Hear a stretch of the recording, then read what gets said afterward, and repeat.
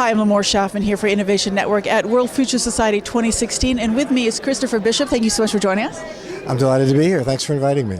So you're going to be speaking tomorrow about the workplace of the future and the jobs of the future, and how do we prepare for them today when we have no idea what they're going to be, and yet they're coming right around the corner. So what is your basic premise?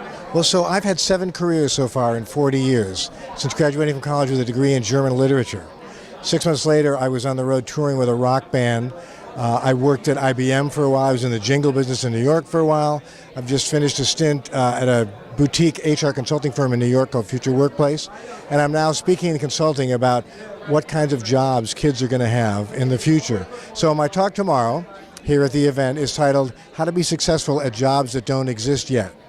And the idea is that there are criteria and cross-discipline activities happening that kids are going to have to be aware of to be successful in jobs that aren't around now. So 3 stats I like to quote are 85% of the jobs that today's learners are going to do haven't been invented yet. They're going to be using technology that doesn't exist today, and they're going to be using it to solve problems we don't yet know are problems. So how can we even begin to conceive the types of education that they need if we can't even predict what kind of jobs they're going to be having? Well, so generally put, it needs to be focused more on liberal arts, right? Topics around creative problem solving, being resourceful and resilient, being able to understand across disciplines, how they interconnect, knowing what corporate legal is doing if you're in a marketing role, or what the ops person's challenges are compared to the biz dev person, and also aware of your role as a global citizen, that you're working with and competing against people from all over the world now. The world is flat.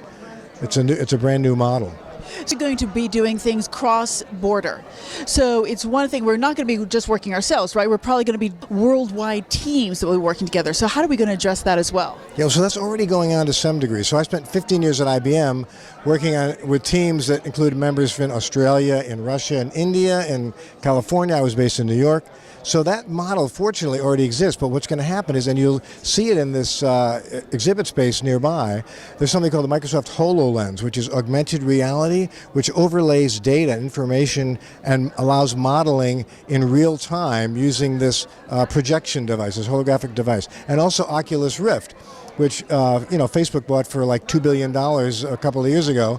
Obviously, Zuckerberg thinks there's a pony in there somewhere, and that's going to drive new use cases around not only working, but collaboration, training, orientation, education, all kinds of stuff. So what's let's say one primary thing that you think our school systems need to change in order to account for and accommodate this future? They need to encourage people to think across disciplines. So I spoke at a school in upstate New York recently that teaches all project-based cross-discipline learning. So, for example, they're taking a class that combines mechanical engineering and history. They're building a bridge in the context of what role it played in the Civil War, in a city in the Civil War. So bigger picture thinking about how disciplines connect and interact. And that's going to be going on in the workplace, more and more. And how about knowledge transfer? So we're dealing with a generation that slowly but surely, unfortunately, is leaving the workforce. They're trying to stay in there as long as possible, but they're slowly leaving the workforce. And there's a massive amount of knowledge, which even though it's based on older technologies, can still be really relevant. So how can we incorporate this knowledge transfer?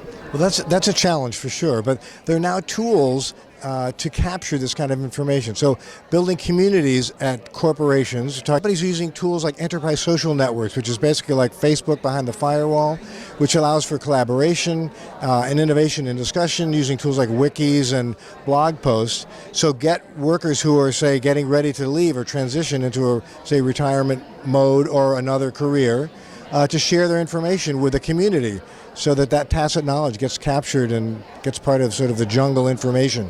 So it's all part of the big mix of data, actually, that we'll be able to access and then process, because we'll have the mental capacities and training to do so in the proper way. Yeah, absolutely. Using the tools, big data. It's all data now. So, Christopher, wonderful. Thank you so much, and I'm looking forward to your talk tomorrow. Thanks very much. I appreciate it.